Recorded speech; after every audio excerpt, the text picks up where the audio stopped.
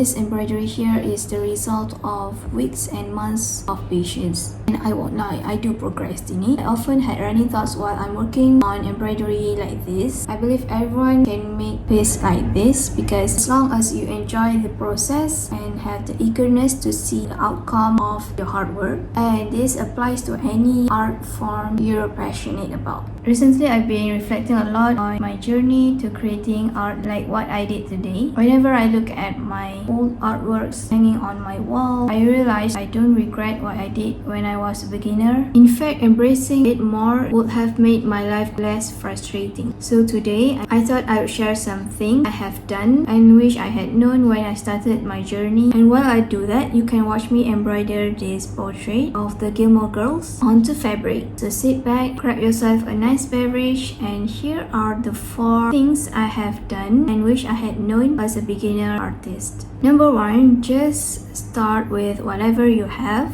I remember the first time I started embroidery was during my second year of university. I wanted to give a new diary with a handmade bookmark to a friend as a birthday present. So I used a craft card to make the bookmark and wrote name on it. To make it a bit unique, I used thread to write the letters. I looked some inspiration from Google Images and found a lot of artwork similar to what I was making at that time. And that's when I discovered embroidery art. And that time, all I had was a needle and thread that I used to alter my garments. I then started to learn how to embroider flowers and other designs through YouTube. Along the way, I learned and explored more, which helped me improve and discover my true passion, which was realistic hand embroidery. Second, keep going to become better at anything you want to succeed in. If you feel lost, just rest and come back with renewed spirit. In the meantime, you may feel like you're in the wrong track, but if your inner self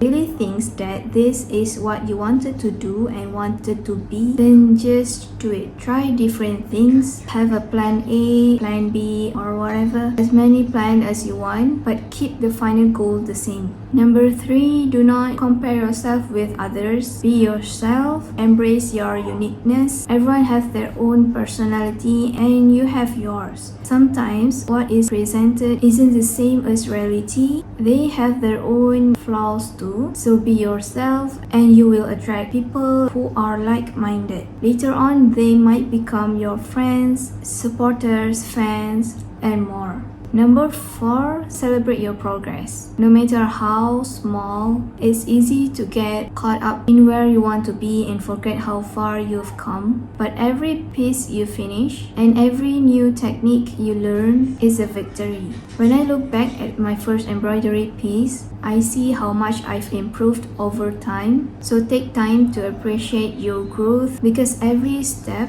matters. As I finish up this portrait of the Gilmore Girls, I hope these tips resonate with you and encourage you to keep going on your own creative journey. And remember, whether you're just starting out or have been at it for a while, the most important thing is to enjoy the process and keep learning. Thank you so much for hanging out with me today. If you enjoyed this video, don't forget to like, comment, and subscribe to One Embroidery for more embroidery tips and behind the scenes contents. And feel free to share your own experiences as a beginner artist in the comments. I would love to hear about your journey too. So keep creating and I'll see you in the next video.